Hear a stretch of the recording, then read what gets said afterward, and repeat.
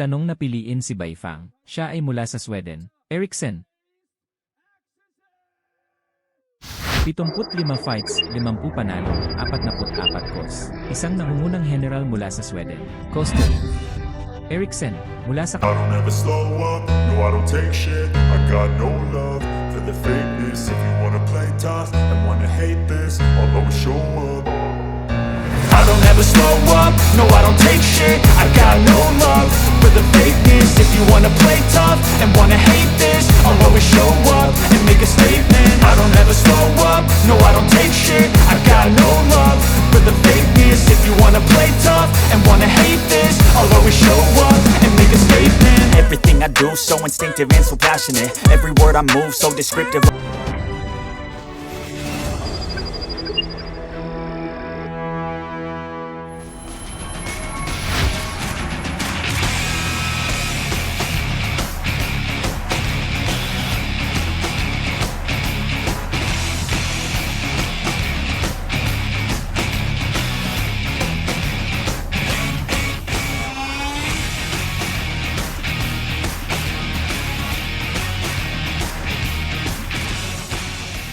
Susunod, malugod naming tinatanggap ang mandirigma na ito, isang boksingero na nakaharap sa isang entablado. Ang taong ito ay mula sa Thailand. 19 na taong gulang pa lamang siya, halos 100 na ang napanalunan niya. Kaya, kilala siya bilang yung Shen Little King ng Thailand. Kaya susunod, bigyan natin ng palakpakan ang itim na boksingero. Ang kanyang pangalan ay Kodoto. 19 na taong gulang pa lamang siya, nakipaglaban na sa Thailand. Isang napakataas na rate ng panalo. Tinawag siya ng mga tao na Yushin Little Heavenly King. 2016 na, nanalo siya sa kampyonato ng Super Warrior. Siya ay si Kodoto mula sa Thailand.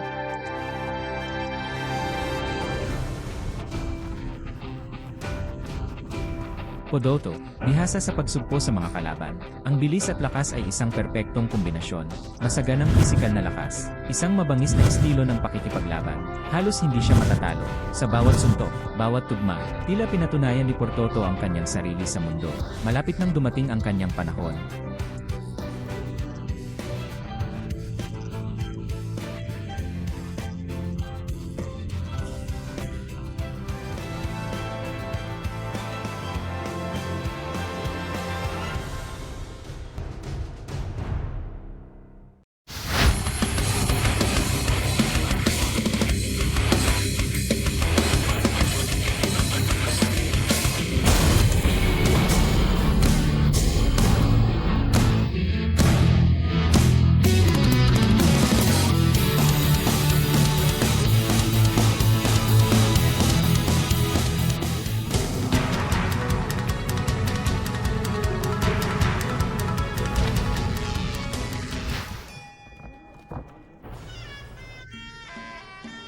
Nagsimula na ang unang laro.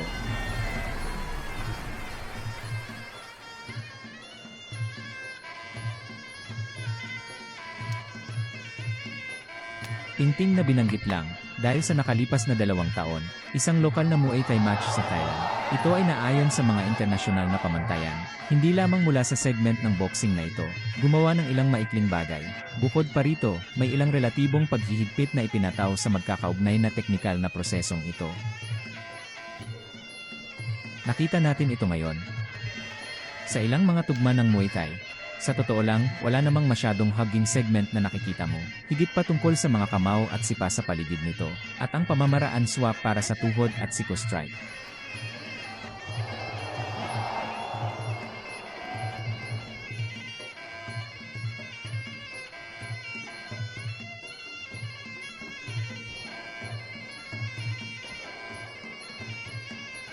Sa panahon ng kamakailang pag-atake, madalas kong makita ang Kodoto na ito.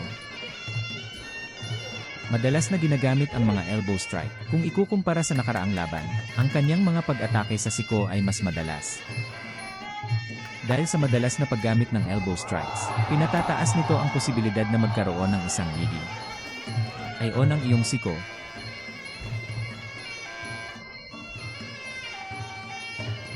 Ang pag-ikot ng siko na yun ngayon lang. Ito ang kalaban na nakatutok. Kapag inaatake ang kanyang sarili gamit ang mga pamamaraan ng kamao, biglang nagbago ng direksyon. Ilagay ito sa iyong likod, humarap sa mukha ng kalaban, at sa sandaling ito, gupitin pababa mula sa siko pahilis pataas. Naobserbahan ko lang, nang walisin ni Podoto ang kanyang kanang binti. Kasabay nito, iunat ang iyong kaliwang kamay. Isang galaw na ginagawang sabay-sabay na umaatake ang kalaban. Dahil dito ang kalaban ay nagbabantay, kaya hindi sila makatingin sa likod mula sa itaas hanggang sa ibaba. Nagtaas lamang ng kamay ang kabilang panig. Protektahan ang iyong ulo. Pagkatapos ay expose ang mga nakalantad na bahagi ng katawan. Upang labanan ang malawakang sipa na ito, pumasok ang magkabilang panig sa yugto ng pag-uusap at pagyakap. Alam mo, ang magkabilang panig ay aktibo. Ayaw lang niyang ma-entangled ng labis. Pagkatapos ay agad na itulak ito palayo. Hanapin ang elbow strike na ito at ang paglipat. Pagpapatalsik sa mga kalaban na ganyan. Sa tuwing may paggalaw ng yakap, ang mga siko ay itataas. Ibang-iba ang laban na ito kumpara sa mga naunang laro. Nang makabangon na sila, magkabilang panig ang nag-away ng mahigpit. Isang tunay na malapit na tagpo. Nag-away ang mga kamao at siko. Ang pamamaraang ito ay nagpapalit ng mga pamamaraan sa binti. Ni hindi man lang isang direktang suntok para subukan ang tubig. Ang ekstensyon ng parehong mga kamay sa harap mayon lamang. Ito ay upang maghanda para sa pag-atake ng siko. Malinaw na ito ay isang pag-isip na nais na mabilis nawi ang kalaban. Ang pag-atake ng siko na yon kanina ay talagang mabigat. Kung pindutin mo ito, malamang na siya ay cook.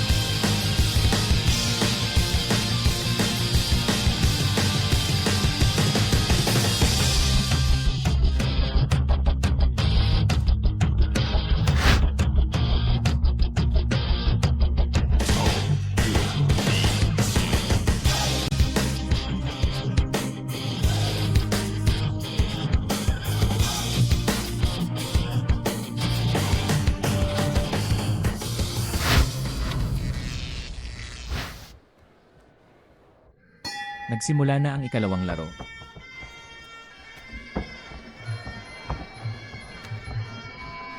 Matapos magsimula ang ikalawang pag-ikot, ipinagpatuloy ng magkabilang panig ang kanilang routine. Ang unang estilo ng paglalaro ng malapit na quarters, lalo na tingnan natin ang Portoto mula sa Thailand. Kapag umakyat ka, hindi mo na ito makukuha. Ang mid to long range ni Eriksen. Ang teknolohiyang ito ay gumaganap ng pagkakataong ito.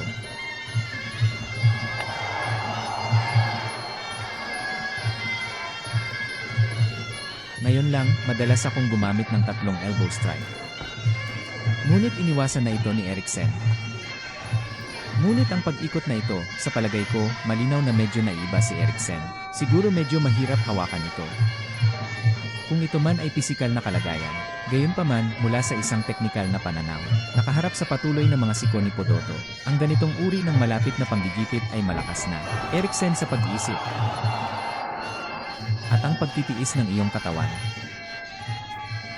Ang kahinaan na ito ay lumitaw ng makabuluhan.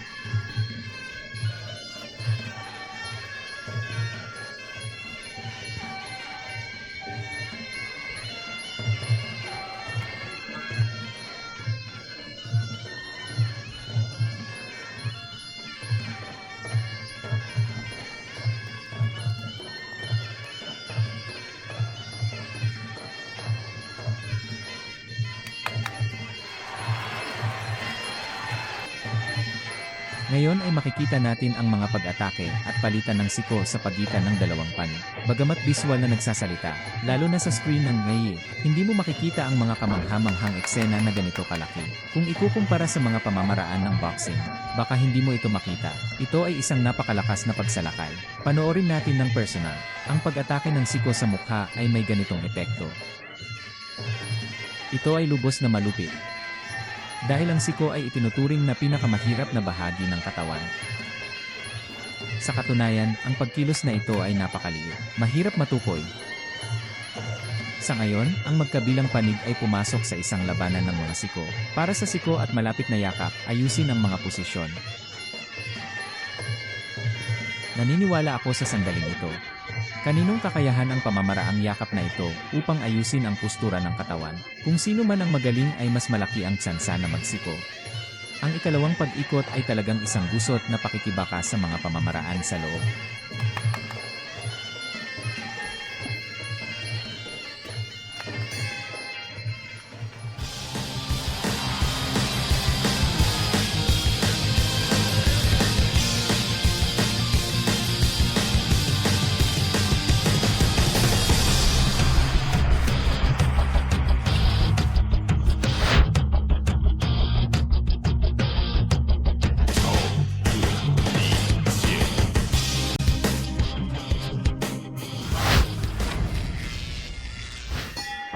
Sige, ang laro ay lumipat sa ikatlong laro, ang mapagpasyang laro. Sa simula pa lang, isang atleta ng Thailand ang naghatid ng flying elbow strike.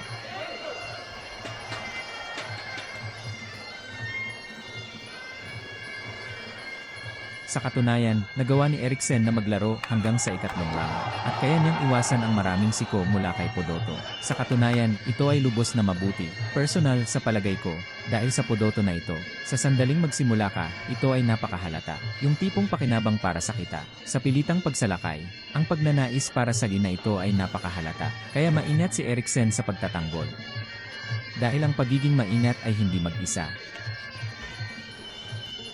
Hindi masyadong mawawala ang mga kakulangan sa pagtatanggol. Sa mga sandaling ito, bagamat ang pag-atake ni Pudoto ay lubos na malakas, ngunit masyadong malinaw si Eriksen tungkol sa iyong layunin. Kaya mas nakatuon pa si Eriksen sa sarili niyang sistema ng pagtatanggol. Sa katunayan, ito ay si Eriksen. Lahat ng kanyang mga counter-attack ay dumating pagkatapos ng pagtatanggol. Ang pag-atake ay hindi sinadya upang manalo sa laro. Sana lang ay hindi ka makod pagkatapos ng 3 rounds.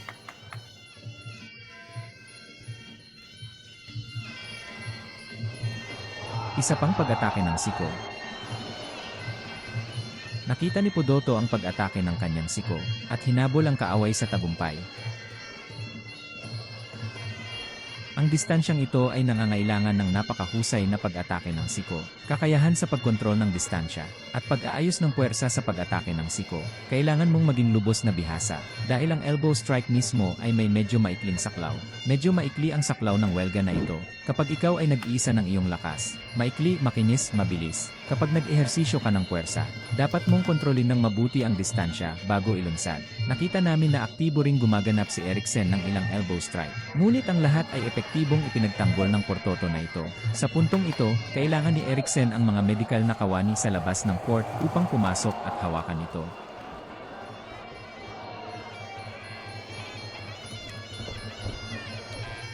Sa katunayan, ang pinsala na ito mismo ay hindi makakaapekto sa laban ng Muay Thai.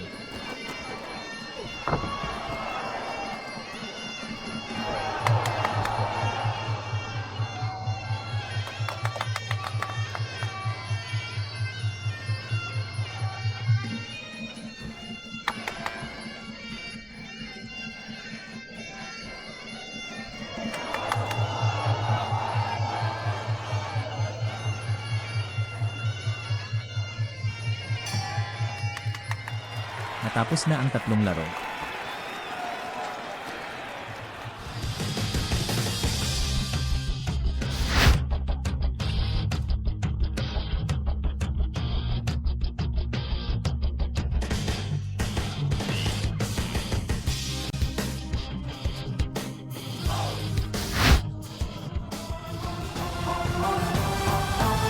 Pudoto พันรุ่งเรืองของไทยแลนด์ 本场比赛黑豹胜